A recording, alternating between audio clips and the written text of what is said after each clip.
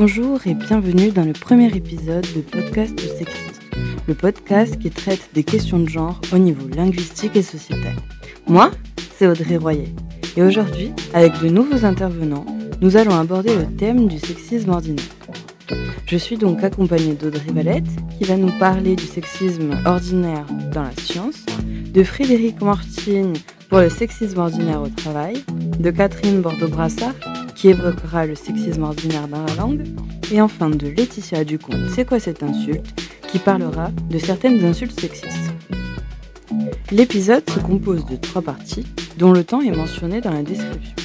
Nous allons donc tout d'abord parler du sexisme ordinaire dans le travail, ensuite des stéréotypes et du langage sexiste, et enfin aborder la déconstruction des barrières internes et externes et proposer des pistes d'évolution personnelle.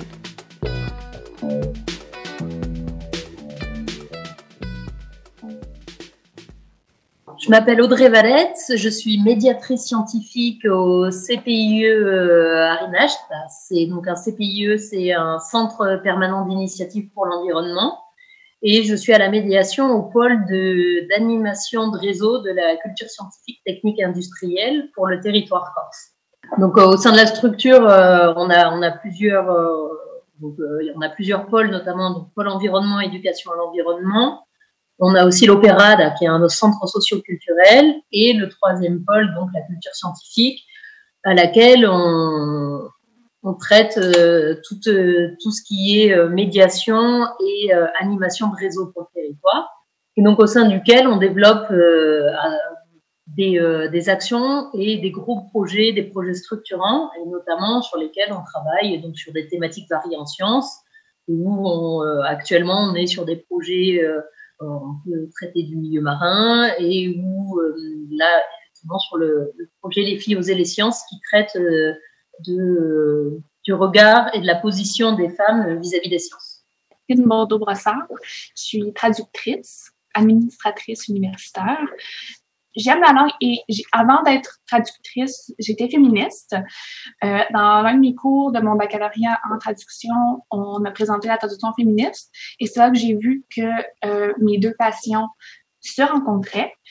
Et à ce moment-là, j'ai décidé que j'allais faire des recherches sur non seulement la traduction féministe, mais aussi le langage inclusif, la rédaction épicène, qui rapporte dans le fond avec non seulement le féminisme, mais aussi les études de genre, essayer d'inclure le plus de monde possible dans la langue française, qui est une langue très, très sexiste en soi, je crois.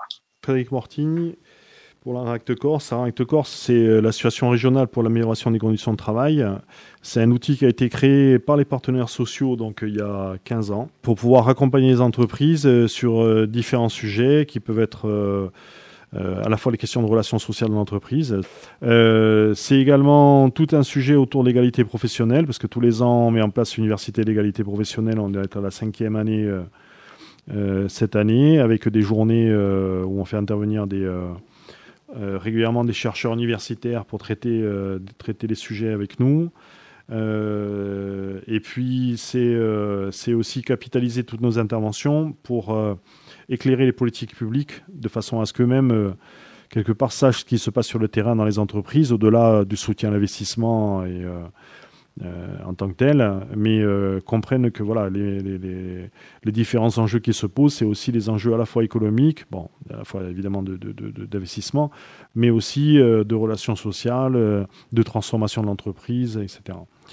Je m'appelle Laetitia. Je suis la personne derrière le compte C'est quoi cette insulte, un compte sur Instagram que j'ai ouvert il y a moins d'1 an. C'est un espèce de dictionnaire des insultes, mais au lieu d'avoir juste l'étymologie et l'origine de chaque insulte que je choisis, j'explique aussi s'il y a une discrimination qui se cache quelque part derrière cette insulte, ou si c'est une insulte que j'appelle inclusive, c'est-à-dire que tu peux dire sans discriminer personne et sans en fait cracher sur les minorités qui sont déjà plus bactères.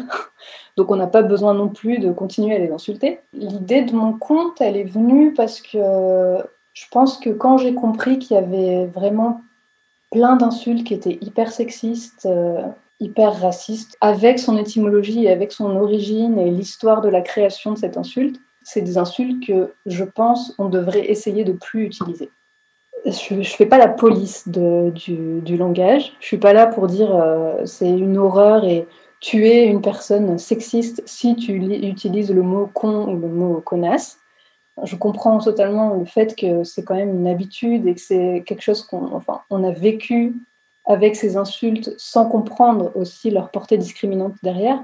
Donc c'est absolument normal que l'habitude fasse qu'on les utilise sans comprendre. Donc c'est extrêmement difficile de plus les utiliser. Il semble intéressant, dans un premier temps, de définir le sexisme ordinaire. Il s'agit de stéréotypes, d'impératifs de genre qui se traduisent par des mots, gestes, comportements ou actes qui discriminent et réduisent une personne à son genre ou à son sexe. Avec cette notion de genre, que l'on transmet par l'éducation, la culture, les médias, on enferme une personne dans des clichés liés à son sexe. Un homme doit être fort, brave, courageux, ne doit pas montrer ses émotions.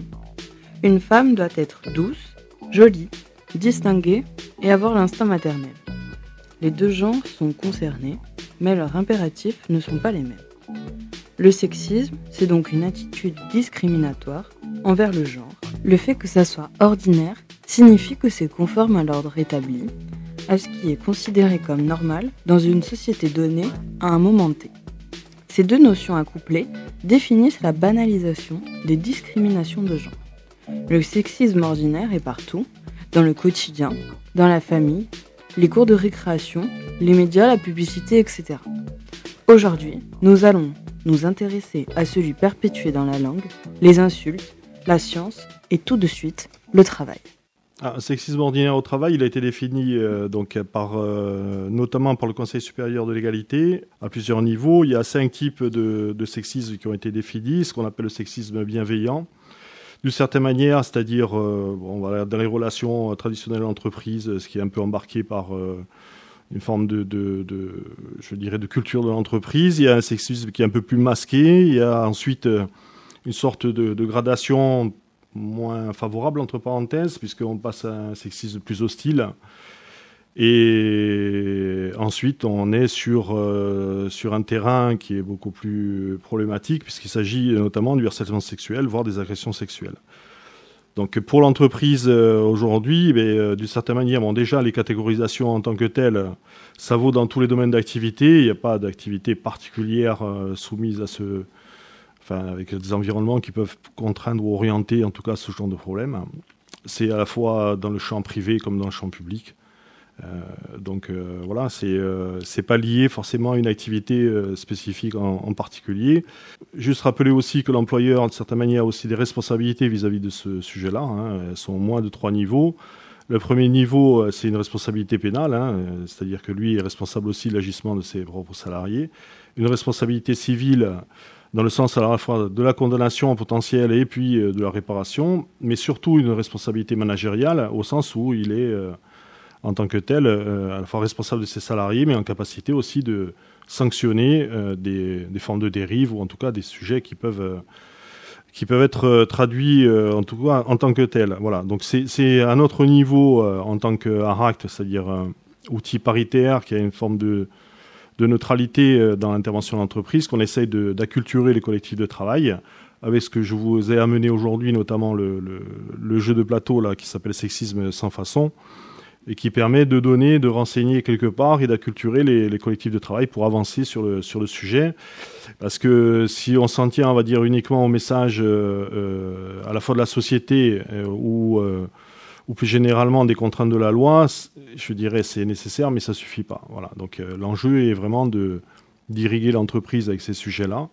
De considérer aussi nécessaire que le collectif de travail, voire les partenaires sociaux et les employeurs se saisissent du sujet de façon à le faire progresser dans l'entreprise. Voilà. Si on travaille de façon contrainte, ça a ses avantages, ça a aussi ses inconvénients, et quelque part, c'est pas une mode. Donc l'enjeu, il est vraiment de changer la culture aussi de l'entreprise, et puis d'une certaine manière aussi se donner les moyens d'identifier on va dire à la fois des signaux faibles ou des signes qui conduisent à identifier des situations qui sont problématiques. Voilà.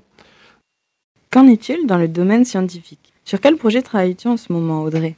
des filles en sciences, la journée internationale. Hein. Donc l'idée c'était, à la base j'avais une journée grand public prévue avec pas mal d'outils parce que pour le projet que je manage, là, les filles oser les sciences, c'est une boîte à outils en fait et dans laquelle il y a beaucoup on a fait beaucoup d'outils et certains adaptés au territoire. Notamment on a filmé des profils de femmes scientifiques. Donc on a fait 6 spots vidéo et des panneaux sous forme de roll-up. Et on a aussi dans la boîte à outils, il y a aussi des jeux de plateau et des quiz.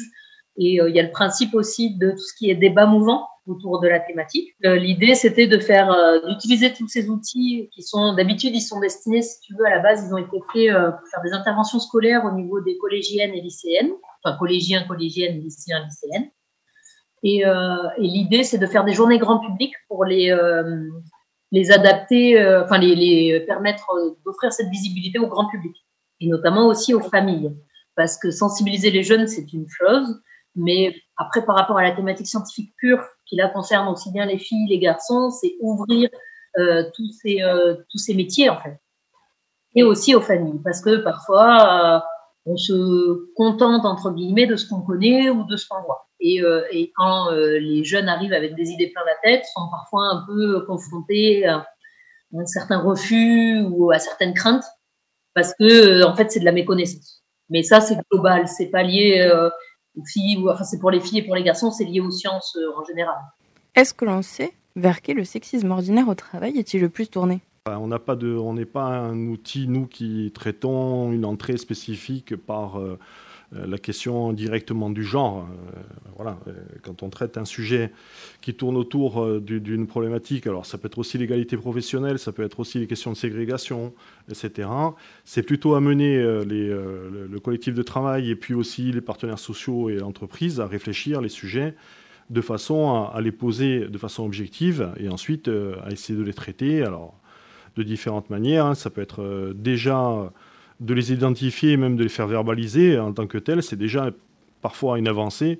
Et ensuite, de mettre en place des moyens, notamment potentiellement par la formation, par une forme de responsabilisation aussi sur le sujet, pour essayer de sortir en tout cas des problèmes qui peuvent potentiellement se poser. Donc la question de la catégorisation homme-femme, c'est moins un sujet, en tout cas, autour des questions de sexisme qui sont, sociétalement, c'est plutôt orienté sur les problématiques qui se posent aux femmes, moins aux hommes. Je veux dire, de façon grandement majoritaire, quoi. Donc l'idée de ce projet, c'est déjà d'apporter de la connaissance par rapport au milieu scientifique et notamment aux métiers et à toutes les branches liées aux sciences en général. Et donc, c'est de développer et d'apporter ces connaissances au plus grand nombre. Et le projet, effectivement, est pensé, il s'appelle Les filles oser les sciences. Donc, il cible dans un premier temps les filles, car on s'est aperçu que les chiffres, que ce soit bien recensés de l'éducation nationale et après par rapport au marché du travail, on se rend compte qu'il y a que les filles font des sciences, sont douées en sciences, mais qu'on ne les retrouve pas sur le marché du travail. Et donc, on s'est posé la question de pourquoi elles s'orientent moins, pourquoi on ne les retrouve pas, alors qu'il y a quand même une partie de filles et de femmes, des étudiantes également, qui sont qui sont dans ces filières-là, et pourquoi on ne les retrouve pas. Et effectivement, quand on traite la question et qu'on creuse, on se rend compte qu'il y a des idées reçues et des stéréotypes que chacun en soi, en fait, et que aussi bien les femmes et les hommes, et envers eux-mêmes également, les femmes ont des stéréotypes envers elles-mêmes et les hommes également. Et on se rend compte que leur choix d'orientation, aussi bien en études que professionnelles, sont quand même énormément dirigés par ces idées reçues et par tout cet environnement sociétal autour de ces questions pour les sciences.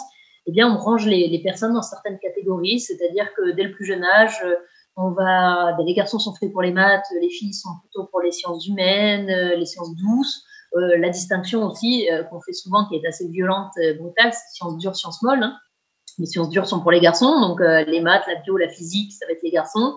Et les sciences molles, la psychologie, la philosophie, la littérature, on va l'associer directement aux filles. Et ça, dans le quotidien dès le plus jeune âge. C'est-à-dire dans la façon de s'adresser aux jeunes enfants, dans la façon dont les gens s'adressent les uns envers les autres. Comme typiquement, on va pas confier cette tâche à une femme parce que fragile, parce que pas capable. Et pareil, on confiera pas. On aura plus de mal à faire confiance à un homme pour certaines tâches s'il s'agit des enfants ou de l'éducation. On sera plus méfiant. Pourquoi dans le monde du travail se perpétuent des comportements sexistes ? L'entreprise, ce n'est que quelque part le reflet aussi de ce qui se passe autour et ce qui se passe dans la société. Donc l'enjeu, il est plutôt d'essayer de ramener la question vraiment autour du débat dans l'entreprise, parce qu'il peut y avoir aussi, mais plus rattaché directement à ce moment-là, sur des questions, par exemple, de promotion, voilà, des sujets qui touchent directement à l'emploi, à la progression des personnes, voilà, des avancées, des promotions qui peuvent se faire et soutenues par certaines positions. Donc voilà, ça c'est d'une certaine manière, c'est là où il faut agir, quoi. Mais ce qui ressort des différentes études, c'est que effectivement, ces femmes, donc, certes, pas en très grand nombre, mais il y a quand même un pourcentage de femmes qui font des études longues dans des sciences aussi bien de la physique, de la biologie, des filières des mathématiques, les filières qu'on dit sciences dures, et ces femmes sont présentes. On se rend compte qu'elles ne sont pas sur le marché du travail. Et ce qui ressort de leur témoignage, en grande partie, donc il y a un manque de confiance en soi assez impressionnant, où elles ne se font pas confiance à elles-mêmes, c'est-à-dire qu'elles ont fait les études pro, mais typiquement, par exemple, à compétences égales sur un CV où il va être demandé à minimum 7 compétences, mais un homme postulera à partir du moment où il coche 2 compétences, alors qu'une femme, si elle n'en a pas au minimum 5 sur sur la même offre d'embauche, ne postulera pas. Elles ne se font pas confiance et ne se laissent pas aussi le test de prendre ces métiers à haute responsabilité, parce que donc plus les études, plus le niveau d'études est élevé, plus les responsabilités vont avec pour des postes de cadre ou des postes dans la recherche. Eh bien, elles ne se laissent pas la chance de pouvoir prendre ces postes et d'avoir donc les responsabilités de ces postes-là et de leur vie privée. C'est-à-dire que elles se freinent d'elles-mêmes dans le sens où elles ont envie d'avoir une vie aussi à côté, pas uniquement une carrière, mais avoir une vie privée, une vie professionnelle, et elles se bloquent d'elles-mêmes, c'est-à-dire que elles s'empêchent, elles ne s'autorisent pas à tester, de voir tout simplement d'essayer de se tester, de pouvoir faire leur carrière professionnelle et d'avoir leur vie privée à côté. Alors qu'un homme se posera beaucoup moins ces questions-là. Vis-à-vis de, s'il a fait des études supérieures dans un certain domaine, il postulera dans ce domaine-là. Il va pas se dire, non, beaucoup moins, en tout cas. Comment fait-on pour faire évoluer les mentalités, les comportements en entreprise ? C'est d'acculturer le monde de l'entreprise, les partenaires sociaux, les représentants du personnel, les employeurs, sur le fait qu'il y a à un moment donné intérêt à essayer de regarder ce qui se passe dans l'entreprise. Il ne s'agit pas d'en faire un objet spécifique en tant que tel, mais déjà identifier le sujet. Voilà, parce qu'on parle du sexisme aujourd'hui, mais il y a des problématiques sur le handicap, il y a des problématiques sur des questions d'égalité professionnelle, il y a des problématiques qu'il faut perdre de vue dans l'entreprise, qui sont de plein d'autres sujets. Et l'enjeu, c'est véritablement essayer de les identifier simplement pour ensuite se mettre en marche pour les traiter. Et notre posture, comme on est un outil paritaire, c'est-à-dire qu'on est géré par les employeurs et par les salariés, on a une posture de neutralité. Et nous, ce qui nous intéresse, et c'est un peu notre objet, c'est de s'intéresser véritablement au travail réel. C'est-à-dire que identifier dans des situations de travail un certain nombre de sujets qui peuvent être redébattus par les différents collectifs, parce que par exemple, si on a un collectif qui commence à identifier des problématiques notamment de ségrégation, de sexisme ou autre, c'est le sujet à mettre en débat. Voilà. Et leur demander, c'est bien notamment l'objet de la qualité de travail, quelles solutions eux-mêmes vont trouver. Voilà, parce que l'entreprise, c'est singulier. En fait, toutes les entreprises sont spécifiques en tant que telles, par rapport à leur métier, par rapport à l'histoire, par rapport à leurs enjeux actuels et futurs, etc. Donc, c'est les mettre aussi dans cette perspective-là, en se disant, voilà, on remet les éléments en débat, on remet le sujet en débat, et qu'est-ce qu'on fait par rapport à ça ? Voilà. Est-ce qu'il faut acculturer et peut-être sensibiliser un peu plus ces managers déjà pour qu'ils identifient ou qu'ils décalent un tout petit peu eux-mêmes le fait qu'il y a des blagues un peu sexistes, etc. Et de faire en sorte que on atténue un peu ce type de message et puis on passe à une autre vision des rapports hommes-femmes peut-être dans l'entreprise. Mais c'est à notre niveau, c'est par le travail, c'est par l'analyse du travail avec le collectif, avec le travail, avec les travailleurs, qu'on arrive aussi à identifier les sujets. Parce que si c'est que du déclaratif d'une partie ou d'une autre, c'est un peu compliqué d'avoir la prise dessus, quoi. Voilà. Et de pouvoir ensuite faire évoluer l'ensemble des acteurs pour traiter le sujet. En quoi une insulte peut-elle représenter le sexisme ordinaire ? Souvent, quand on utilise des insultes, c'est quand même qu'on est dans la colère. Et la colère, c'est cet état psychologique où normalement la raison a un peu quitté la conversation, c'est qu'on n'est plus vraiment dans le raisonnement, on n'est plus vraiment dans la communication.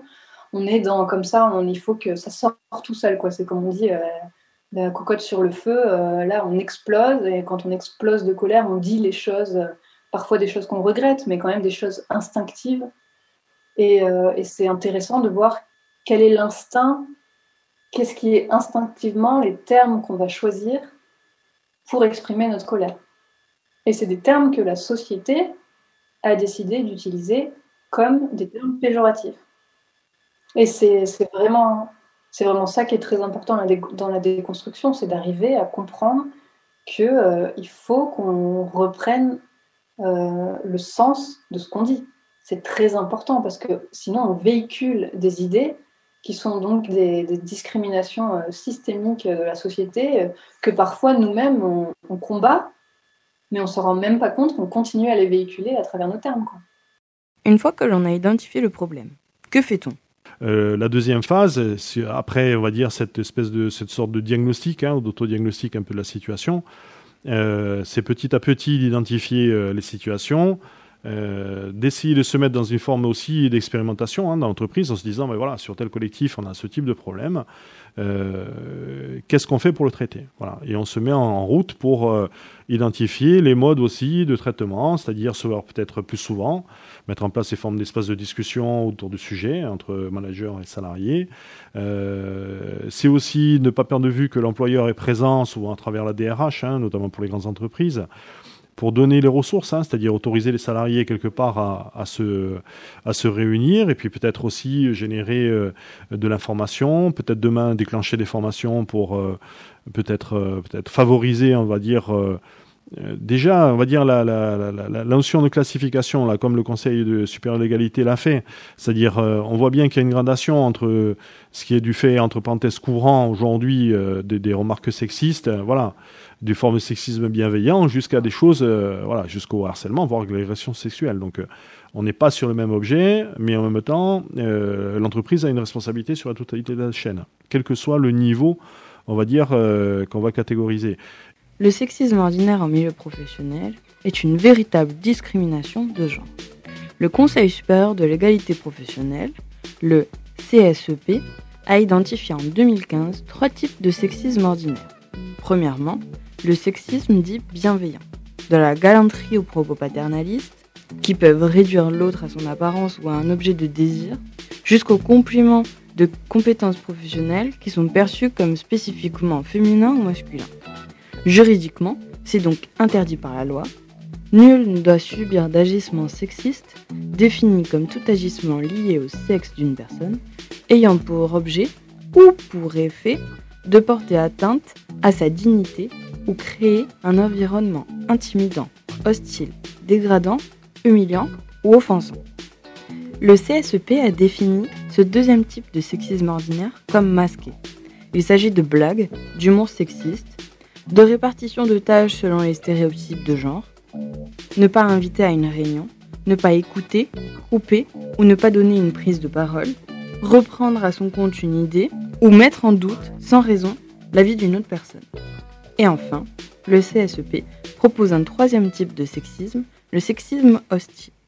Il s'agit de manifestations d'irrespect ou de mépris et injures, de propos dégradants, dévalorisants ou infériorisants, un dénigrement des compétences ou des capacités, ainsi que de remarques culpabilisantes sur les responsabilités familiales. Cette catégorisation est un moyen, pour une personne qui souhaite comprendre et identifier le sexisme ordinaire, de mieux appréhender un environnement ou des comportements externes. Il ne s'agit pas d'un cadre référent, mais plutôt d'accompagnement jusqu'au discernement. Comme nous avons déjà commencé à l'expliquer, le sexisme ordinaire passe principalement par la parole. Voyons à présent ce que nos intervenants disent sur le stéréotype et la langue. Est-ce que les hommes ont moins envie de fonder une vie de famille, ont moins envie de favoriser leur vie personnelle? Alors, c'est pas qu'ils en ont moins envie, c'est que ils vont pas ils vont pas se torturer autant. Ils vont pas se poser autant de questions parce que par leur éducation, donc déjà, par exemple, pour avoir fait plusieurs formations sur le territoire, il y a quand même aussi une forte pression sur les hommes, dans le sens où ils doivent assurer pour le foyer, assurer pour la famille, avoir un certain salaire, avoir un certain poste. Ça, déjà, cette pression-là. Donc, ils ont quand même cette pression de devoir assurer. Mais ils vont pas se poser autant de questions, à se dire, attends, je postule à ce poste, mais je vais peut-être devoir être mobile, je vais peut-être bouger à droite, à gauche, est-ce que je pourrais avoir ma vie de famille à côté? Disons que ces questions-là, ils se les posent sur le moment, beaucoup plus qu'en amont, avant même de postuler. Alors qu'une femme va y réfléchir, en fait, avant même d'avoir envoyé son CV, elle va se dire, non, mais ça, je pourrais pas le faire, ça, je ne serai pas disponible, ou je vais pas y arriver. Elles se font pas confiance. Alors qu'un homme va voir sur le moment, et c'est pas qu'il aura moins envie d'une vie de famille, c'est que d'office, il s'autorisera les choses, et il verra en temps voulu. Alors qu'une femme va se mettre ses propres barrières, et alors après, c'est des généralités, c'est-à-dire que les deux cas peuvent arriver aussi bien à des hommes qu'à des femmes. Peux-tu nous parler d'une insulte ordinaire sexiste? Donc, vraiment le principe de cette insulte qui est aussi en fait une espèce d'interjection de violence, mais aussi de je me suis fait mal, ou celui-là je déteste, etc. Con, conne, connerie, connement, déconner, tout ça, c'est quand même parti dans tout un ensemble de différents champs lexicaux de la connerie. La base, vraiment l'étymologie de con, c'est, comme pas mal de gens le savent maintenant, c'est vulve, c'est-à-dire que c'est vraiment le sexe qu'on peut dire féminin, ou en tout cas des personnes à vulve, si on peut dire ça aussi de façon un peu plus inclusive. Et en fait, il y a quand même deux options pour l'étymologie de con. Il y en a un, c'est du grec koniklos, qui est le lapin. C'est ensuite devenu cuniculus en latin. Et d'ailleurs, je ne sais pas si tu sais, mais la cuniculture, c'est l'élevage de lapins, qui fait penser à cunilingus. Mais la différence, c'est que cunilingus, c'est avec 2 N. Et ça change tout, parce que c'est une autre étymologie. Cuniculus, c'est avec un seul N, et c'est donc le lapin. Et t'imagines bien qu'en fait, si on a choisi le terme de lapin pour parler de la vulve, c'est à cause de la fourrure douce et touffue du lapin. C'est d'ailleurs pour ça que maintenant, en français, on a préféré dire chatte, la femelle du chat, qu'on n'a pas du tout dans les organes génitaux dits masculins. On a plutôt des objets de l'ordre de la force, du pouvoir, le brakmar, tu vois, le levier, l'épée. Et d'ailleurs, pour en revenir à l'épée, la deuxième étymologie possible, et qui là du coup qui se rapproche de cunilingus, c'est cunus avec 2 N, et ça c'est le fourreau, donc le fourreau de l'épée. Là, on est dans le gros sexisme, hein, c'est-à-dire que concrètement, la femme, c'est le réceptacle de la puissance de l'épée. Et c'est déjà du sexisme. Hein. Là, on est dans le latin, on est dans le 3e, 4e siècle, mais c'est déjà sexiste l'idée d'utiliser con comme mot pour parler de la vulve. Hein. C'est l'objet passif qui reçoit l'objet actif, le fourreau qui reçoit l'épée, quoi. Et c'est aussi forcément très hétérocentré, c'est-à-dire que la femme, elle est hétérosexuelle, elle reçoit l'homme, quoi, l'homme avec un pénis. C'est pas la femme, c'est pas, elle n'existe pas hors de l'homme en fait. Et alors comment on est arrivé à utiliser le mot con comme une insulte? Parce que ça ne l'était pas, hein, ça n'était pas jusqu'au 19e siècle. Ce con, c'était vraiment, c'était utilisé dans les récits pornographiques hein, pour parler du sexe féminin.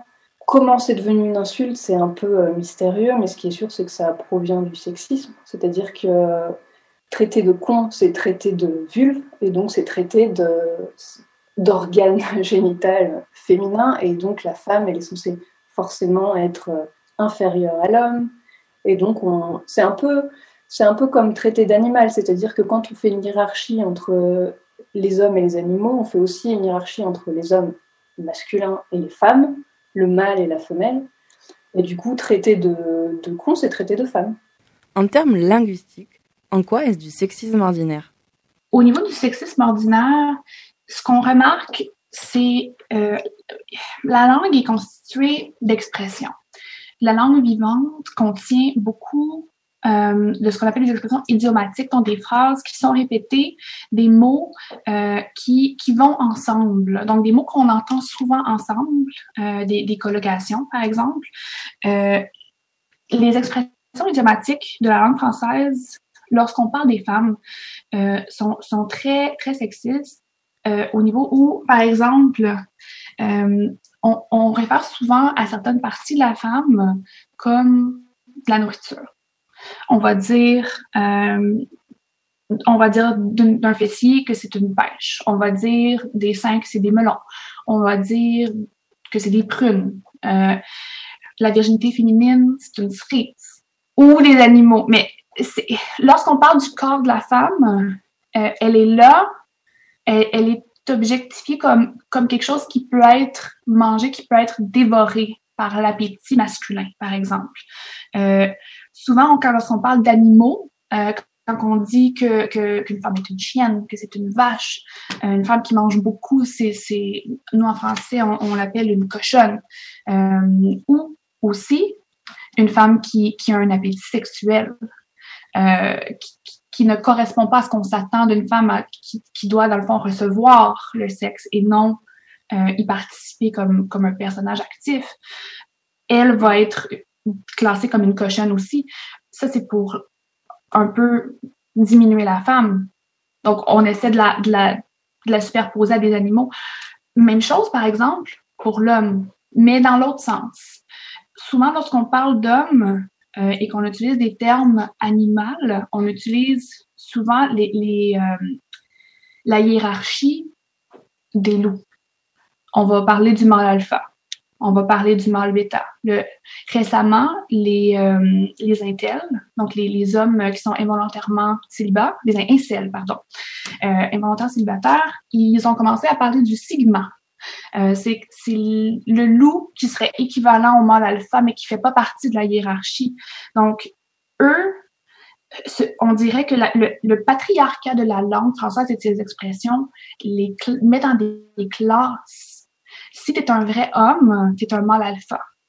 Si t'es un homme qu'on considère plus faible, ce qui n'est pas ce qu'un homme devrait être selon le patriarcat, ben là, à ce moment-là, t'es un oméga. Pour désigner les femmes, nous utilisons souvent la comparaison et la métaphore, en comparant la femme aux animaux, aux fruits, comme vu précédemment. Une figure de style qui consiste à désigner une idée ou une chose en employant un autre mot que celui qui conviendrait, par un rapport de ressemblance. Traduire le réel sous la forme d'une image, cela invisibilise la femme. La femme, c'est l'autre, comme l'explique si bien Manon Garcia dans son livre « On ne naît pas soumise, on le devient ». On parle et discerne très bien le sexisme ordinaire pour la femme. Mais les prérequis sociétaux pour l'homme sont aussi problématiques et lourds. Tout ce qui définit la masculinité toxique. Le concept de virilité, de domination, de force, de retenue et de contrôle. Tous ces impératifs de genre qui empêchent un homme d'exprimer ses sentiments, ses émotions, sinon quoi, on le dénigre et use d'insultes homophobes, sexistes, etc. Pas de couilles. Bon, bah après, t'as pas de couilles. L'expression t'as pas de couilles, elle reste, je pense, emblématique de la masculinité toxique.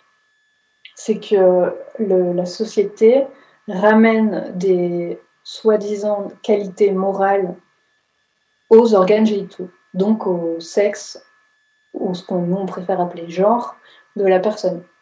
C'est-à-dire un homme, un vrai, il a un pénis et des testicules, et c'est là, c'est dans cette testostérone et dans ces hormones que se créent toutes ces qualités de force, de courage, de gestion, de tout, et bizarrement d'absence d'émotion, d'absence de sensibilité. On a aussi cette idée que l'homme, il communique pas, il s'impose. L'homme, il dit les choses, mais l'homme, il est quand même moins dans la communication. Et t'as pas de couilles, c'est donc l'idée que il y a deux processus. C'est un, t'as pas de couilles, donc t'as pas des attributs virils d'homme, ce qui fait qu'il te manque cette force de physique qui se trouve forcément dans ton organe génital. Et bien sûr, le second pendant de ça, c'est que si t'as pas de couilles, t'es une femme. Et si t'es une femme, t'as pas les qualités de l'homme, etc. On en revient toujours à la même idée. On parle que les hommes doivent être conquérants. Ils doivent être forts. Un homme doit avoir des couilles. Si jamais un homme n'est pas assez fort ou qui n'est pas assez conquérant comme on le voudrait, on dit qu'il doit s'en faire pousser une paire. Donc, les hommes, souvent dans la langue, sont réduits à la partie qui les masculinise. C'est souvent quand on voit un homme qui essaie de trop démontrer sa masculinité, donc par exemple qui a un gros camion avec des grosses roues, avec des têtes de mort dessus, mais on va dire qu'il essaie de compenser pour le fait qu'il y a un petit pénis. On va toujours les réduire. Autant que la femme est réduite à un mets comestible d'un certain côté, l'homme, lui, va être réduit à son sexe. On utilise souvent les termes, par exemple, homophobes pour parler d'hommes hétéros qui ne respectent pas les différentes balises mises en place par le patriarcat. Donc, par exemple, on va dire qui est, excusez-moi l'expression, fif, qui est gay de façon de façon négative. Un exemple que j'ai vu récemment que j'ai trouvé assez intéressant, c'est on parle beaucoup du masque avec la pandémie et le fait que les vrais hommes n'ont pas peur de la maladie. Donc, les vrais hommes ne portent pas le masque. Et par exemple, on l'a vu souvent, nous, au Canada, on est très près des États-Unis, donc on voit beaucoup ce qui se passe chez eux dans nos réseaux. Et il y a eu beaucoup de entre autres, le président Trump, l'ancien président Trump, a beaucoup attaqué Biden en disant qu'il était très féminin, il était faible parce qu'il portait le masque. Et ça a été vu dans plusieurs magazines imprimés aussi, de dire que l'homme qui porte le masque, donc l'homme qui se protège contre une maladie, est en fait un faible et l'équivalent d'une femme. Ce qui en fait est mauvais non seulement pour l'homme mais aussi pour la femme, de dire que on féminise les gens qui sont faibles. Excuse-moi, mais la féminité, c'est pas faible du tout. On le sait toutes.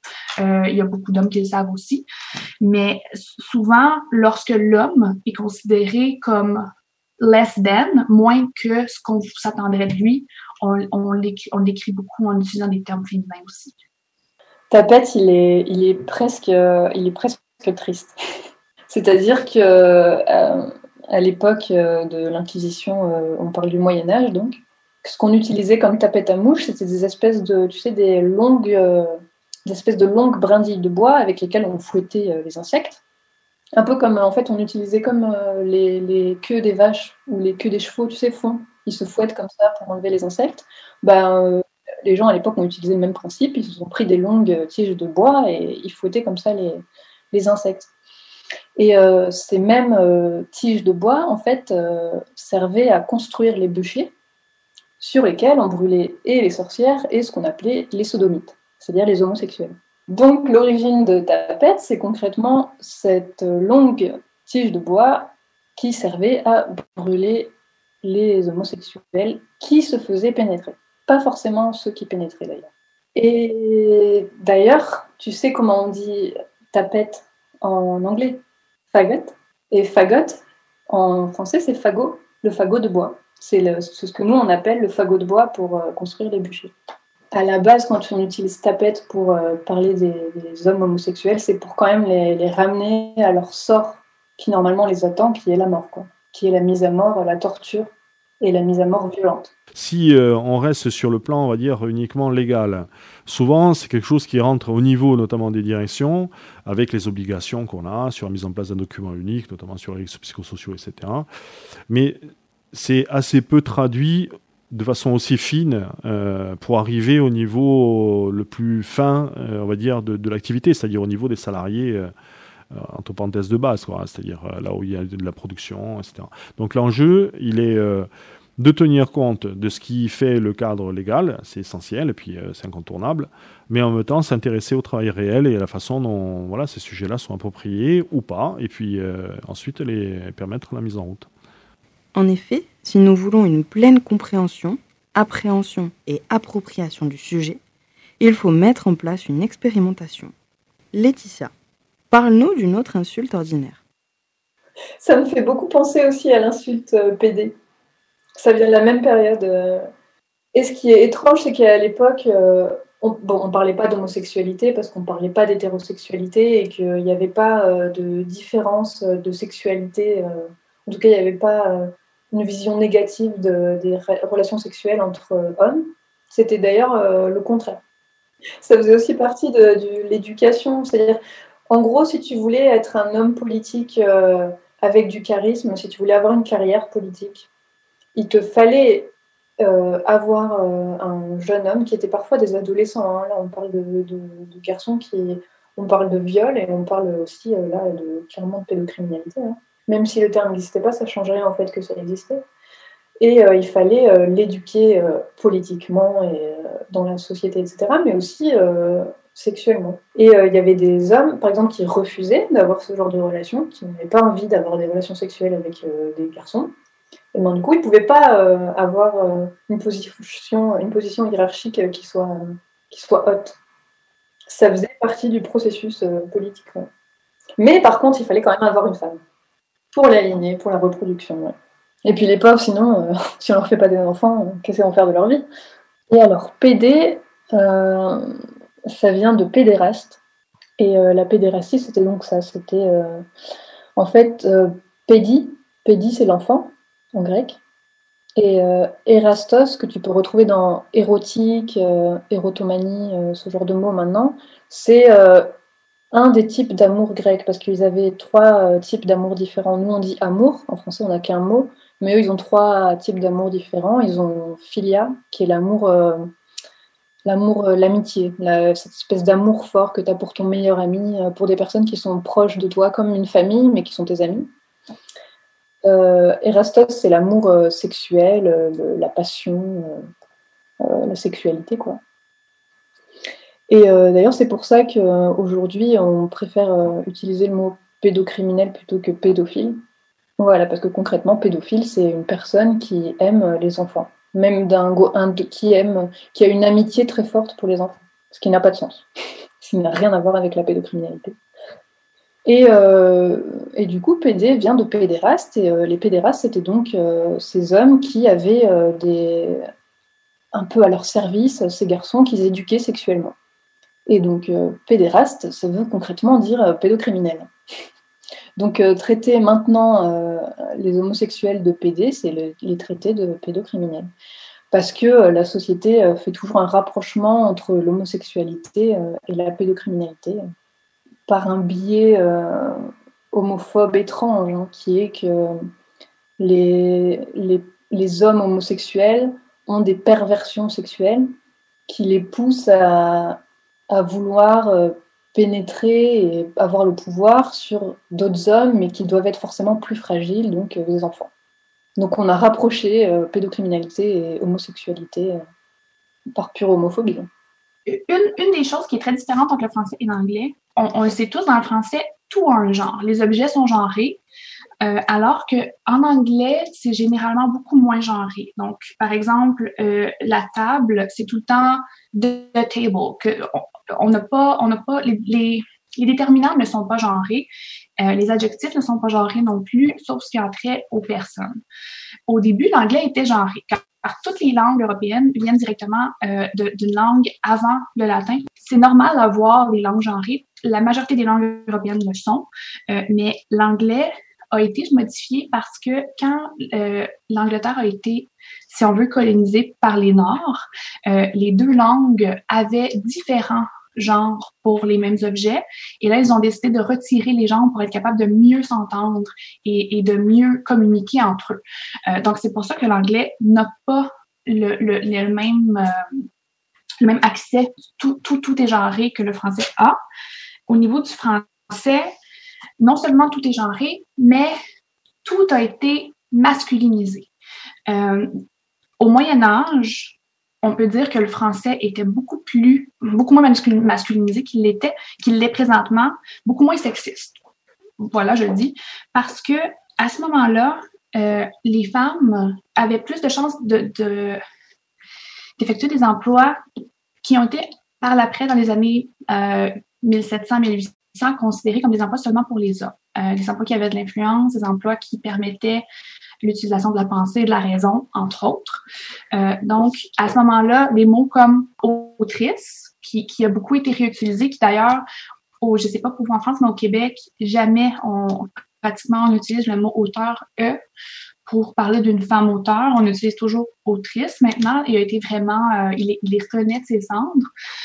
Il y a plusieurs mots comme par exemple doctoresse, philosophesse, pour les femmes philosophes. Donc, ces mots-là existaient. À un certain moment, l'Académie française a décidé que ces occupations-là n'étaient pas des occupations que les femmes devaient occuper. Parce que c'était soit qui était lié à un standard, comme par exemple être docteur, c'était considéré comme it came with a standard. C'était très bourgeois, si on veut. Donc, c'était réservé pour les hommes. Quand je sais que longtemps, par exemple, en femme, après que nous, on l'ait retiré ici, en France, pardon, pas en femme, vous utilisiez Monsieur la ministre ou Madame le ministre, alors que on voit clairement que ces emplois-là étaient considérés comme des emplois pour les hommes. Est-ce que vous avez déjà entendu quelqu'un référer à une dame qui travaille, par exemple, dans une épicerie, comme caissière, comme Madame le caissier, Madame le vendeur? Non plus. Mais on voit souvent Madame le maire, tout ce qu'il y a, tous les emplois qui viennent avec un certain, qui sont plus distingués, si l'on veut, ont été masculinisés. Et c'est là qu'est née aussi l'expression le masculin l'emporte sur le féminin. Là où le féminin est devenu comme un substantif, un ajout, si on veut, et que le masculin est devenu le général. Avant ça, c'était pas le cas. Surtout au niveau de la grammaire, on utilisait beaucoup la grammaire au niveau de l'accord, par exemple, on utilisait l'accord de proximité. Donc, on aurait pu dire, par exemple, l'expression les droits de l'homme. Ça a été créé par le français. On voit clairement que on utilise le mot homme pour inclure tous les êtres humains. Alors que si on regarde en anglais, par exemple, dès le départ, c'était human rights. Donc, les droits de l'humain, les droits de l'humanité. C'est très différent à ce niveau-là. On se rend compte que après, ça va aussi dans l'évolution sociétale globale, c'est-à-dire qu'on a de plus en plus d'ouverture d'esprit sur tous les métiers, à savoir que voilà, tous les métiers sont accessibles aux femmes que depuis 2014. C'est-à-dire que jusqu'en 2014, il y avait encore le métier de sous-officier marinier dans la marine, dans les sous-marins, les sous-marinières, c'était encore interdit aux femmes jusqu'en 2014. Et la première promotion de femmes a été officialisée en 2017. On y arrive de plus en plus et les hommes se mettent les femmes se mettent de plus en plus à faire des métiers qu'on autorisait aux hommes, et les hommes, pareil, s'autorisent de plus en plus à faire des métiers que l'on considérait uniquement pour les femmes. Dans quelle entreprise voit-on le plus de sexisme ? À l'heure d'aujourd'hui, on est plutôt à essayer de faire la communication et à culturer. Vous pouvez bien penser que l'entreprise, entre parenthèses, majoritairement féminine, si vous allez dans les services à la personne qui emploie 95% de femmes, c'est pas ce genre de sujet qui va remonter. Vous allez avoir des problématiques sur les questions de reconnaissance, sur les questions de conditions de travail, sur les questions de troubles musculo-squelettiques, d'organisation du travail, du lien manager, mais c'est pas ce genre de questions qui vont remonter. Alors souvent, je pense aujourd'hui des entreprises d'une certaine taille, c'est-à-dire que il y a aussi les moyens à l'interne de faire vivre les sujets, où il y a des représentants du personnel, où il y a une forme de densité aussi du rapport et du dialogue social qui permet d'identifier les situations et auquel cas de les faire remonter de façon organisée pour en faire des objets à la fois de débat et ensuite des objets à traiter. Dans beaucoup d'entreprises, et je pense dans notre région qui sont de petite taille, le sujet en tant que tel n'est pas forcément identifié comme, entre parenthèses, une problématique, quoi. Après, les questions de rapport dans l'entreprise avec plus d'hommes, plus de femmes, évidemment, quand c'est totalement, je dirais, on peut considérer que s'il y a majoritairement des hommes dans une entreprise avec quelques femmes, il y aura potentiellement, dans ce qu'on connaît au jour le jour, des formes de rapports qui peuvent être à la fois de la bienveillance ou des choses plus graves. Je vais prendre un autre sujet. Si vous parlez des maladies chroniques évolutives au travail aujourd'hui, ça touche 20% de la population active. C'est pas pour ça que les entreprises sont très engagées sur le traitement de ce genre de problème, alors qu'en même temps, il va y avoir potentiellement aussi la stigmatisation en tant que telle, vis-à-vis d'une personne qui est touchée déjà, qui va s'absenter, qui va revenir,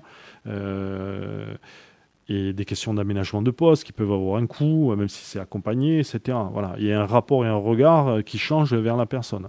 En effet, dans une société capitaliste où le système économique s'appuie sur la propriété privée et l'accumulation de capital de manière continue et régulière, les maladies chroniques, le bien-être au travail et le sexisme en entreprise ne sont pris en compte qu'en second plan. De nombreuses études ont pourtant montré qu'une répartition égale, qu'une bonne gestion managériale et qu'un terrain propice à l'épanouissement personnel et professionnel améliore la performance individuelle.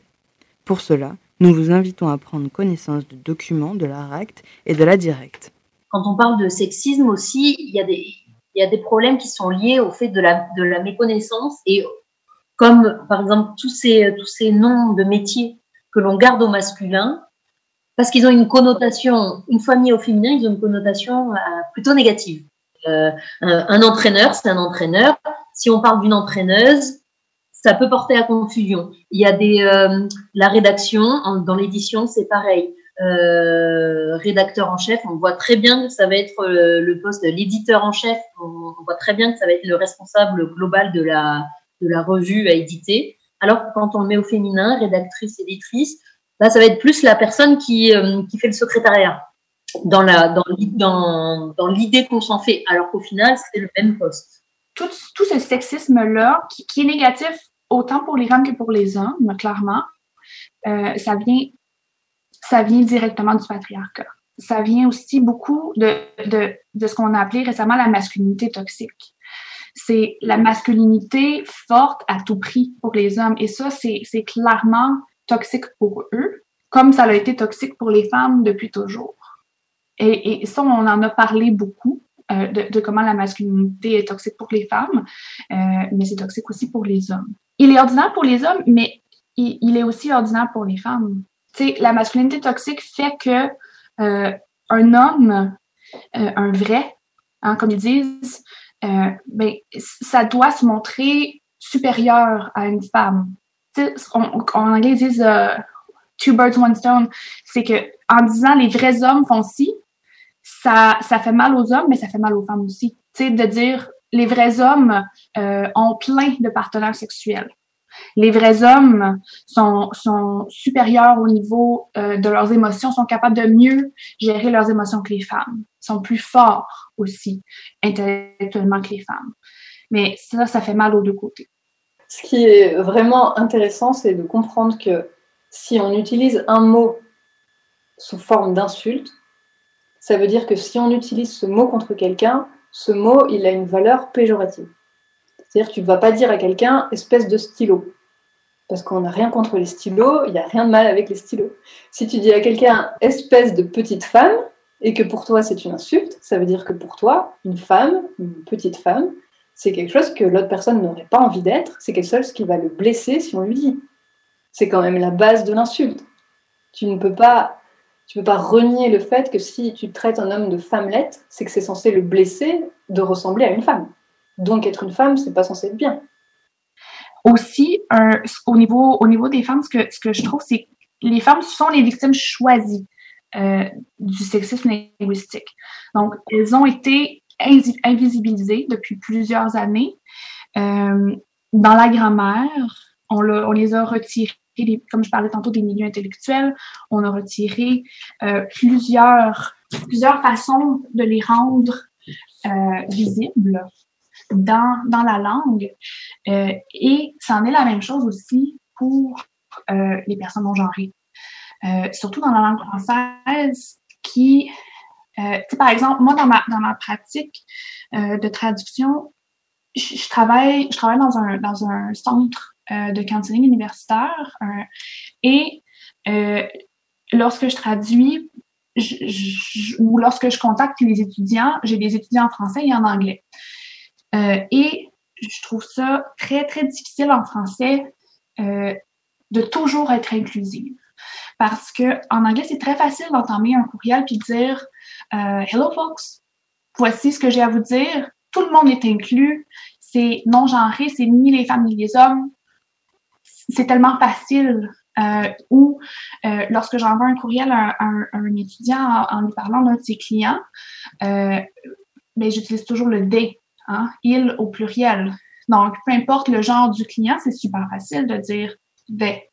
Et en français, étant donné que tout a été séparé dans les deux genres, c'est difficile de trouver la bonne méthode entre, oui, rendre les femmes visibles alors qu'elles ont été invisibles tellement longtemps, mais aussi ne pas simplement utiliser le doublon, parce que le doublon n'inclut pas les gens non genrés.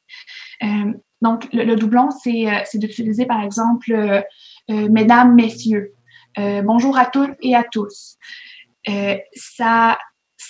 Oui, cette façon-là de commencer, par exemple, un courriel ou si jamais dans un de mes documents, j'utilise les étudiants, les étudiantes, parfait, on a arrêté d'invisibiliser les femmes. Mais maintenant, les gens qui sont non-genrés le sont d'autant plus. C'est sûr que je vois qu'il y a beaucoup de nouvelles méthodes, par exemple les points médians, l'utilisation de néologismes, les nouveaux pronoms par exemple, comme le IL, qui sont très intéressants. Les linguistes qui gardent un peu, qui protègent, si on veut, selon eux, les balises de la langue, n'acceptent pas encore ces choses-là. Donc, ça prend beaucoup de temps avant qu'un néologisme soit accepté et qu'il soit, par exemple, inscrit dans les dictionnaires ou qu'il soit reconnu par nous, ici au Québec, on a l'Office québécois de la langue française il y a beaucoup de linguistes là-bas. Et au niveau de la reféminisation, ça a été assez rapide. Je dirais pour par exemple, la reféminisation des titres. On a commencé ça dans les années 70 au Québec. Alors que l'Académie française a émis ses premiers commentaires sur la reféminisation en 2019.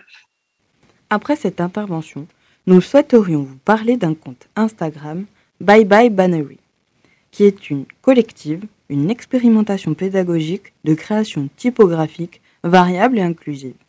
En effet, nous sommes à la recherche de nouveaux termes pour inclure tout le monde, et ce compte est une véritable source d'inspiration dans ce sens. Bye Bye Bannery sur Instagram, nous vous recommandons grandement d'y jeter un coup d'œil. Mais tout, n'importe quel terme, quand tu commences à creuser l'étymologie d'un terme et tu te rends compte ce que ça veut dire, tu réalises en fait l'idée de départ, c'est toujours de ramener à quelque chose d'inférieur. Et donc tu te rends compte que ce que la société pense inférieur, c'est les femmes, les minorités de genre, les minorités sexuelles et les animaux. Mais il ne faut pas s'en surprendre parce que qui a procédé à l'invisibilisation des femmes dans la langue française? C'est l'Académie française. Et une chose qui est encore plus intéressante, c'est que l'Académie française, les académiciens ne sont pas des linguistes. Ce ne sont pas des traducteurs, ce ne sont pas des gens qui ont étudié en linguistique. Souvent, c'est des gens qui ont travaillé en éducation ou des gens qui ont travaillé, par exemple, comme écrivains. Qui sont-ils pour régir la langue française? Eux, ils se disent, dans le fond, les propriétaires de la langue française pour toute la francophonie, mais ils sont pas la réalité. Alors que la première chose que j'ai appris dans mes études en linguistique, c'est que l'usage fait la langue. L'usage que les humains font, ou que la société fait de la langue, c'est ça en réalité qui est censé jouer sur les règles. Donc, pourquoi pas passer à des règles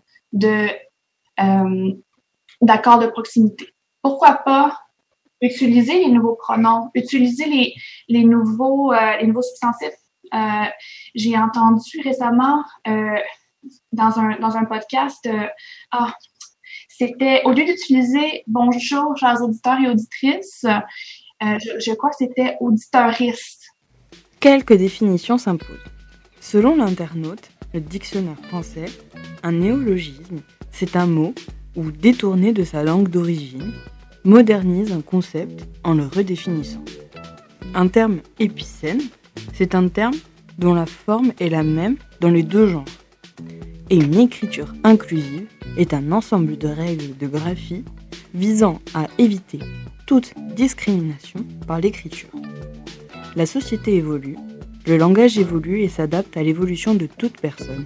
Nous évoluons vers une langue inclusive et comme diraient Noémie Delattre et Eliane Viano, on démasculinise la langue française qu'il est devenue par la violence entre le XVIIe et XVIIIe siècle, par la création de l'Académie française et la Révolution française. Je vous invite à écouter la conférence de Madame Viano, La langue française n'est pas misogyne, ainsi que l'IGTV de Noémie Delattre, On pense avec les mots.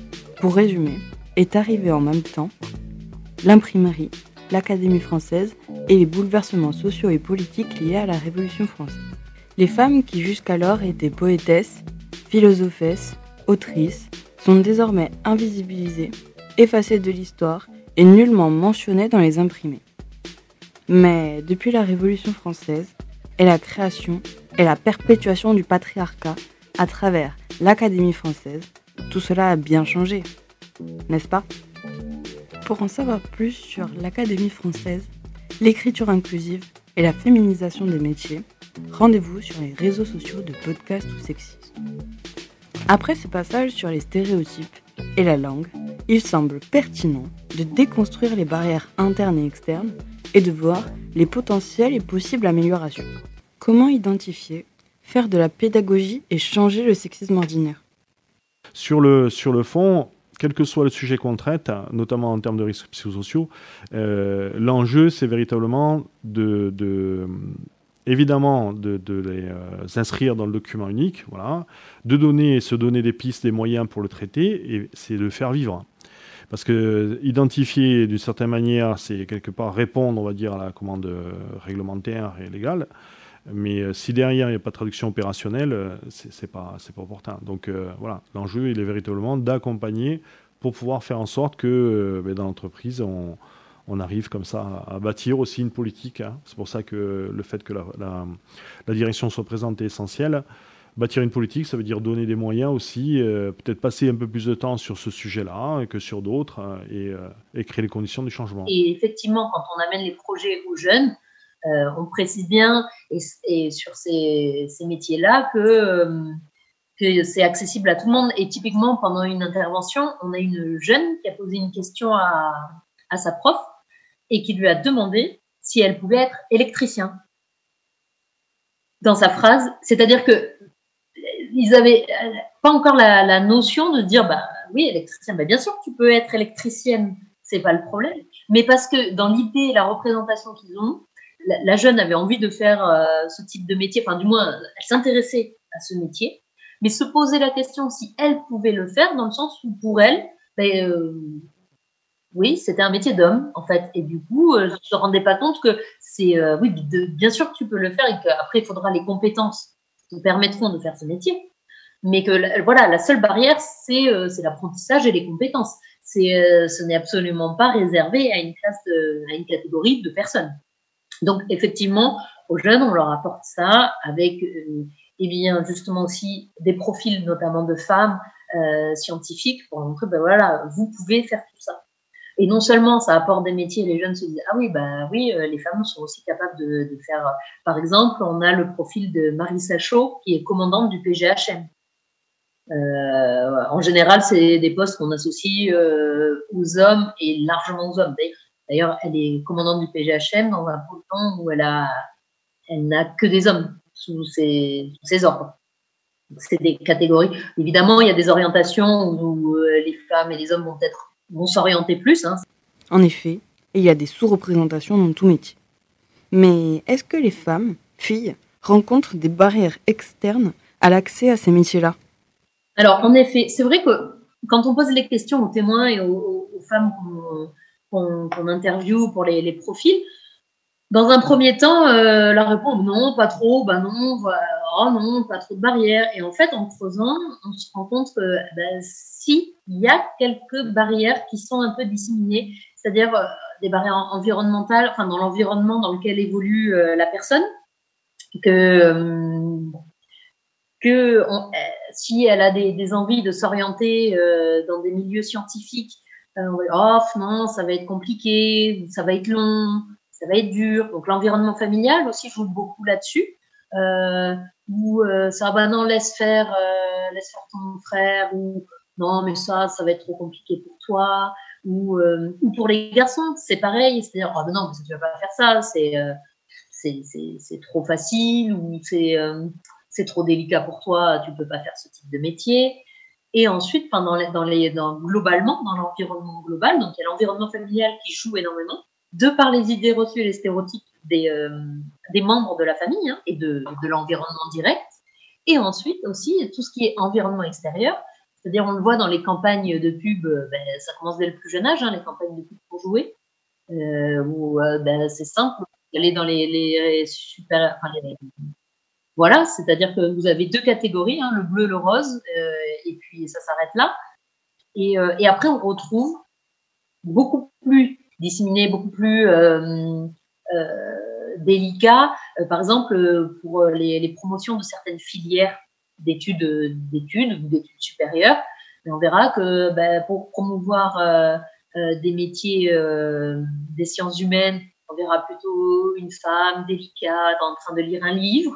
Et pour les métiers de physique, de mathématiques, des sciences techniques, on verra plus un homme avec une certaine carrure et en train de faire une expérience.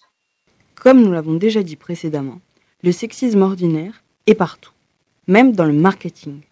On appelle le marketing genré cette construction sociale et culturelle appliquée au genre comme un argument de vente valable et identitaire, comme un marketing tribal où on appartiendrait à un groupe social, on appartiendrait à un genre, et cette simple catégorisation pourrait promouvoir un produit ou service. Par exemple, le rose est attribué aux filles, le bleu aux garçons, les Barbies aux filles, les camions aux garçons, et en grandissant, les outils sont aux hommes comme l'électroménager sont aux femmes. Test, Souvent, on l'utilise sans se rendre compte concrètement de ce qu'on est en train de dire, de ce qu'on est en train de dire. La peste, c'est donc cette maladie, cette épidémie qui a ravagé les pays européens.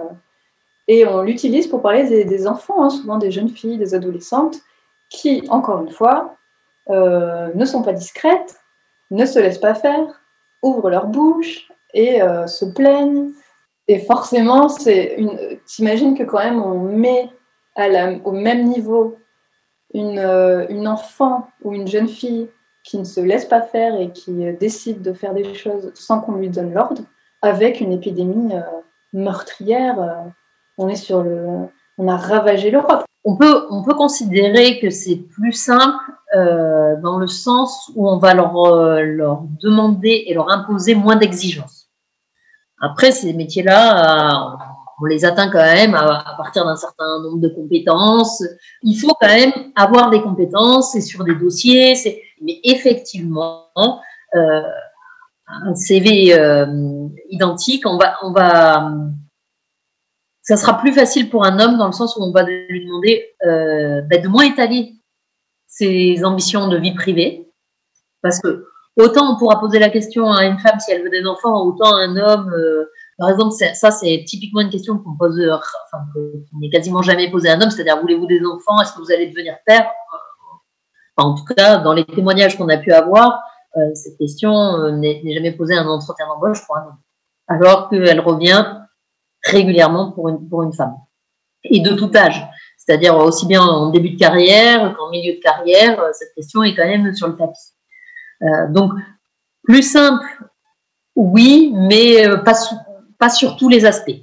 Avec Garce, on revient un peu à la même idée de la jeune fille qui, si elle n'est pas passive, douce, et si elle ne se laisse pas faire, forcément, on l'insulte et on lui dit clairement qu'elle n'a plus sa place dans la société puisqu'elle n'est plus à sa place. Et avec Garce, c'est assez extraordinaire, c'est que Garce, ça veut dire jeune fille. C'est-à-dire que c'est le féminin de garçon. Mais on a totalement perdu l'utilisation de Garce en tant que jeune fille, et on lui a attribué un sens hyper péjoratif, qui est que la Garce, c'est... Alors, forcément, toujours on revient à la prostituée, parce que la femme qui décide de se faire compenser ses services sexuels et qui prend en main son destin et qui décide que, puisqu'elle doit être un objet sexuel, autant qu'elle se fasse payer pour ça. Ça, c'est quand même ce que déteste le plus la société. Les prostituées, c'est d'ailleurs celles qui se prennent le plus d'insultes, c'est les mots qu'on utilise le plus, tout ce qui est putophobie, putain d'ailleurs. Putain, c'est un peu comme con. C'est un peu les deux interjections qu'on utilise le plus. Hein. Et du coup, de base, la garce...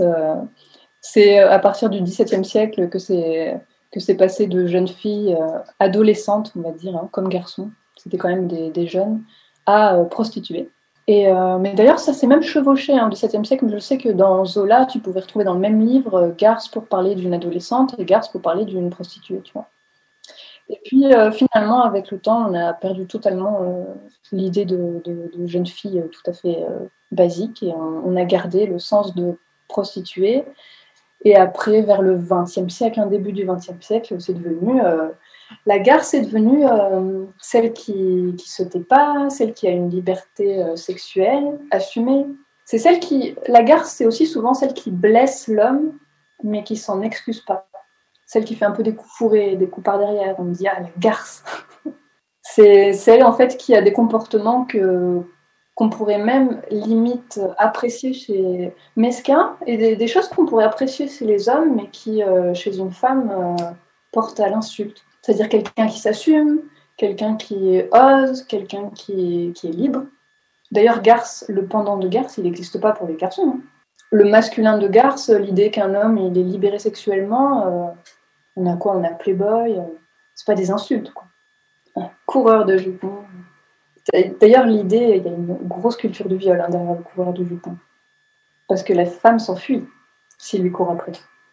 Et d'ailleurs, c'est ce qu'on appelle la partie pour le tout, c'est-à-dire que la femme, c'est un jupon. Donc, l'idée, c'est quand même ce qu'il y a sous le jupon. On est en pleine culture du viol. C'est je poursuis un sexe.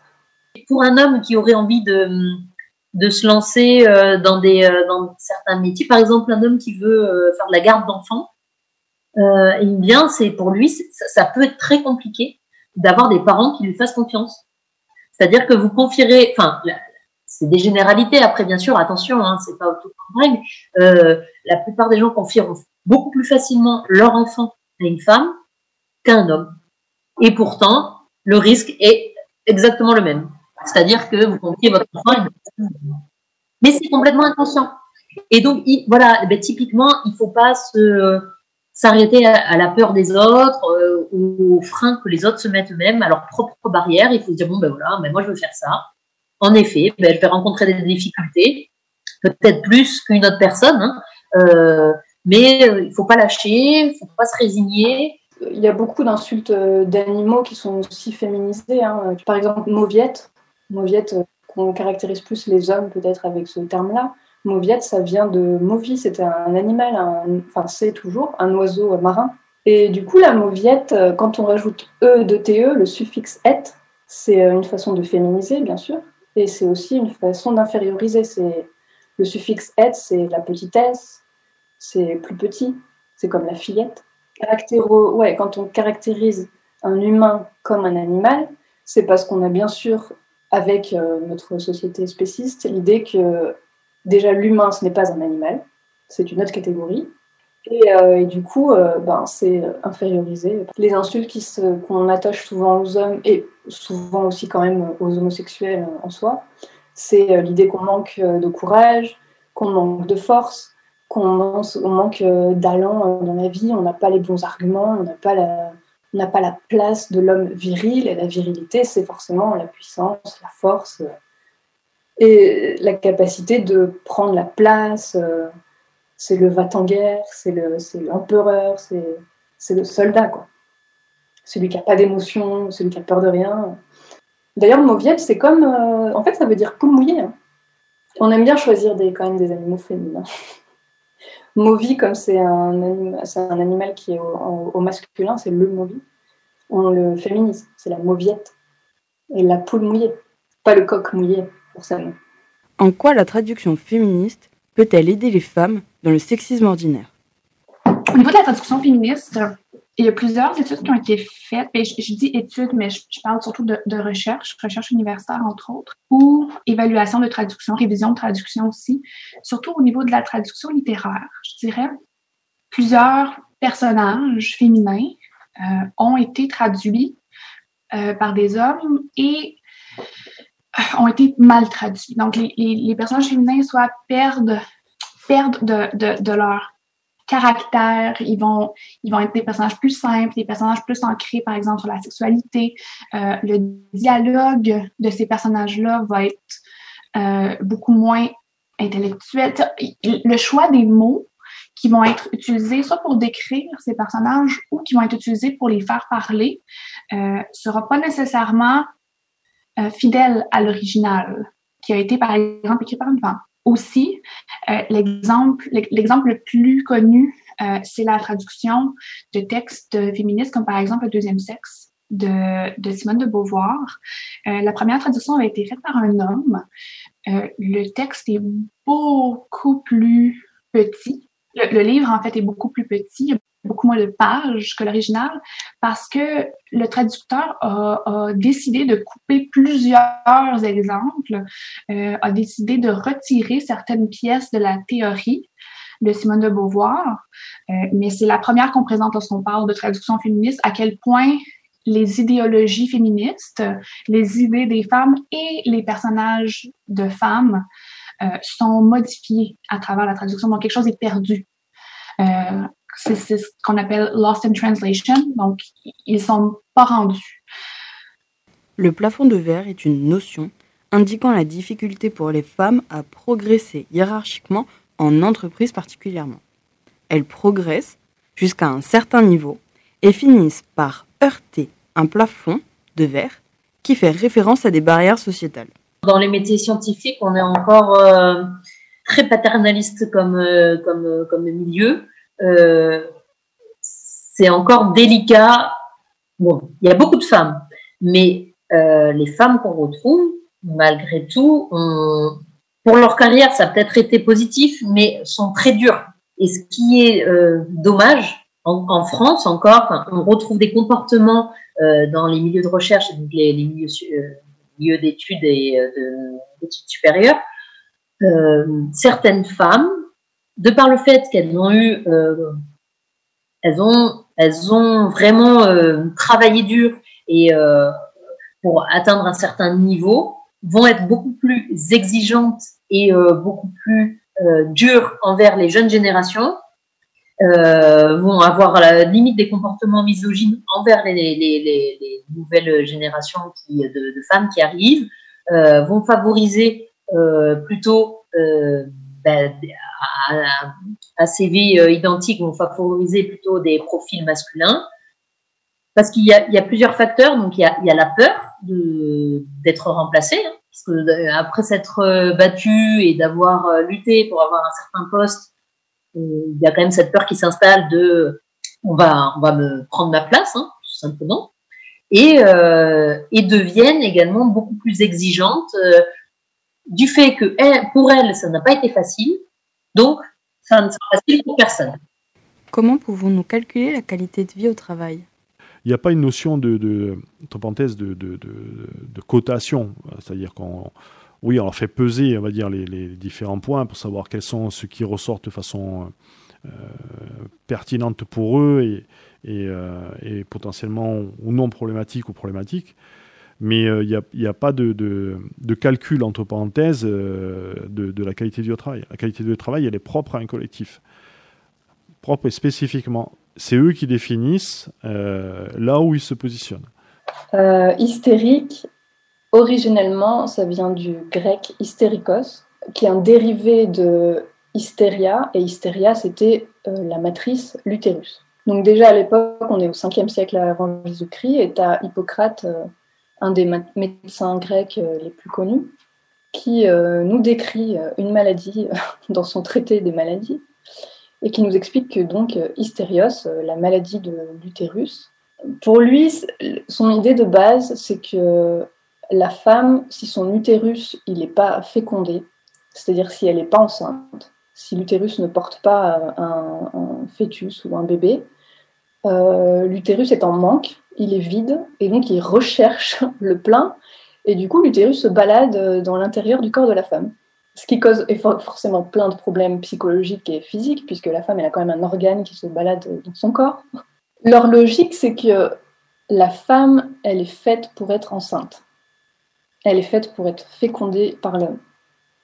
Si elle n'est pas fécondée, si elle n'est pas enceinte, si elle n'est pas en situation d'être réceptrice de la graine de l'homme, elle n'a pas de sens, elle n'a pas de but, elle est forcément en mauvaise santé.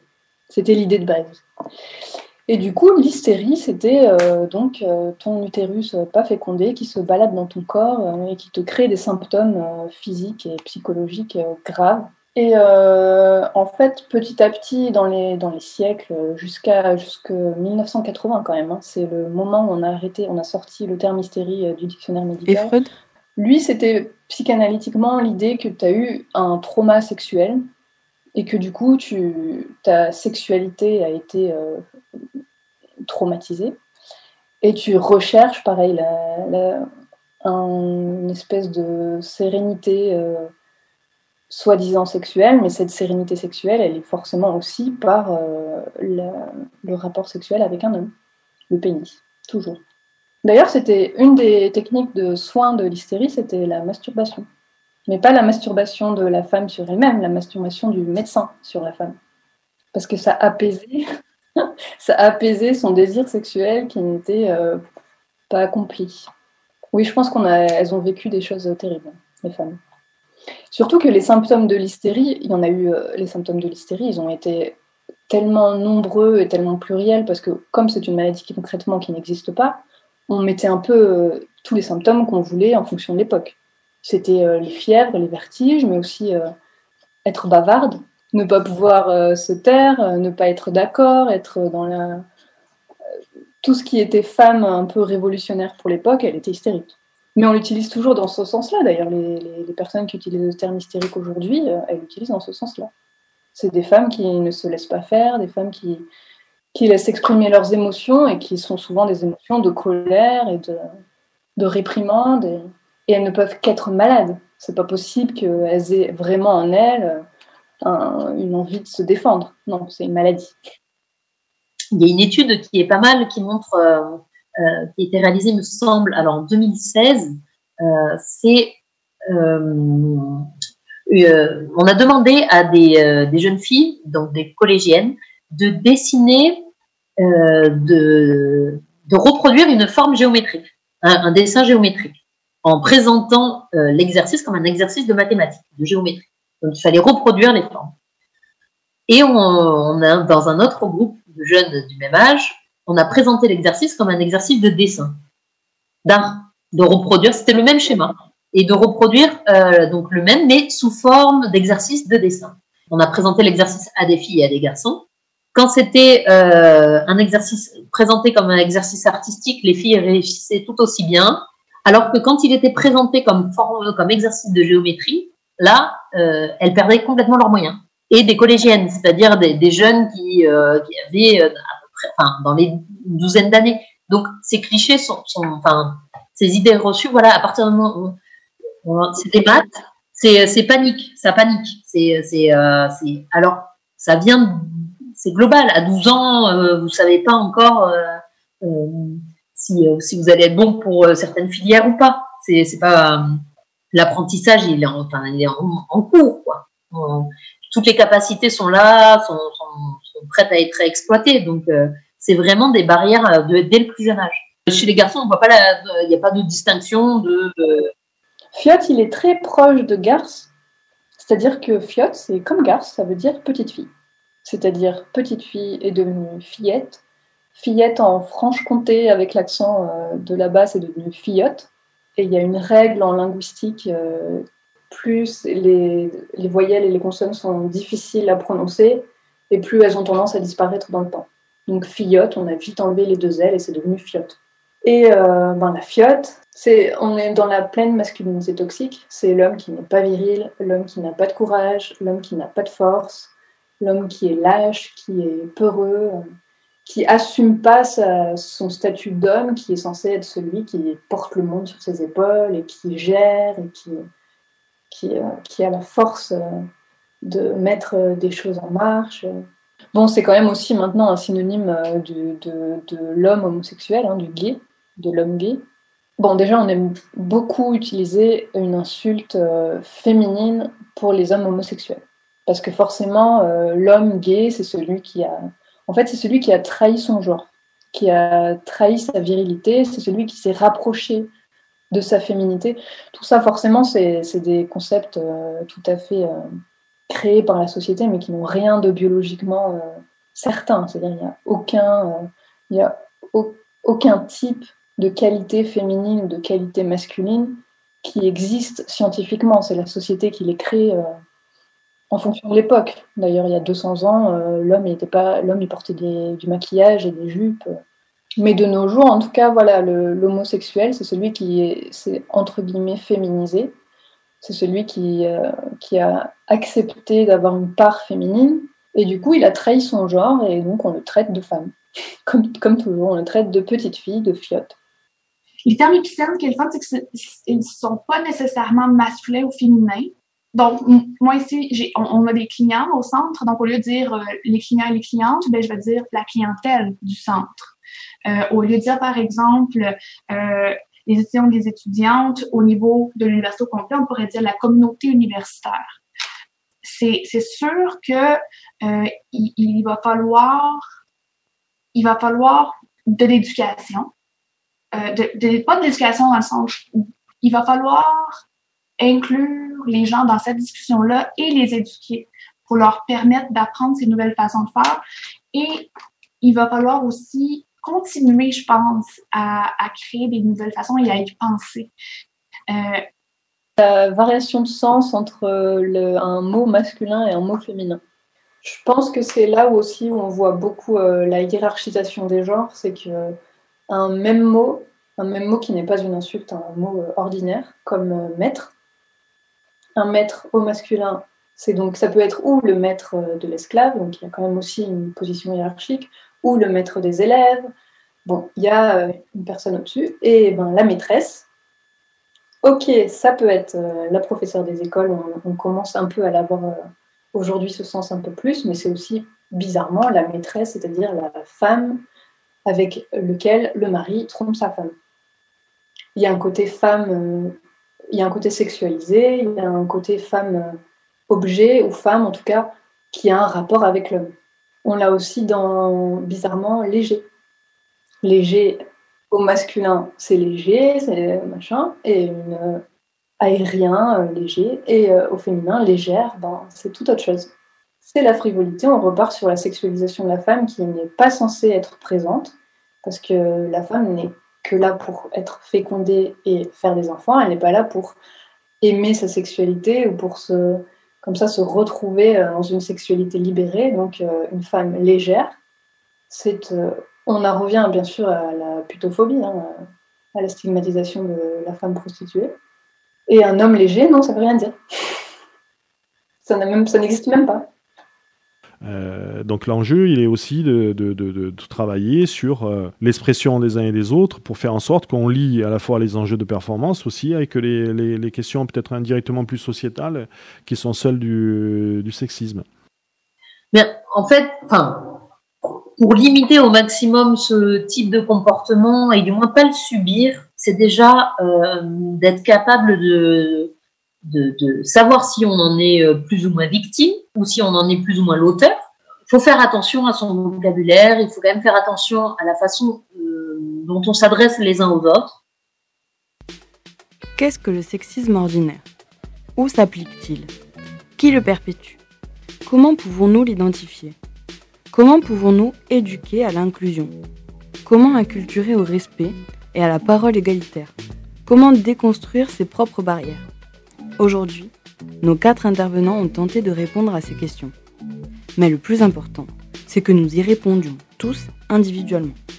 Ces questions sociétales, vers une égalité et acceptation totale des différences, sont importantes dans la construction personnelle et collective. Alors nous rappelons, que vous soyez cisgenre, transgenre, hétérosexuel, homosexuel, bisexuel, asexuel, pansexuel, queer, intersexuel, que vous soyez une femme, un homme, non-binaire, les questions et arguments énoncés n'excluent ou ne discriminent en rien la personne que vous êtes. Nous traitons des sujets délicats qui sont encore très tabous et très polémiques. Nous souhaitons inclure tout le monde, comprendre toutes les pensées et ne blesser personne.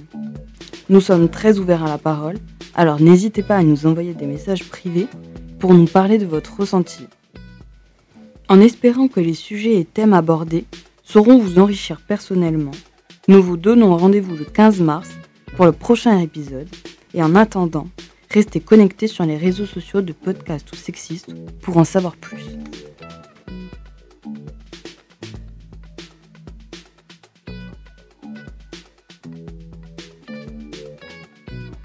T'es passé sur le bureau ?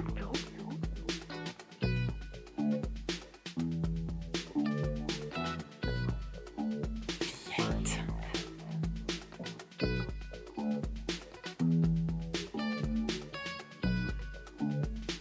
Tu comptes avoir des enfants ?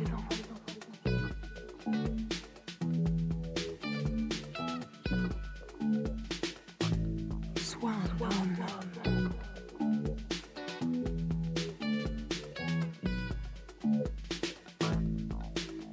Nom de jeune fille.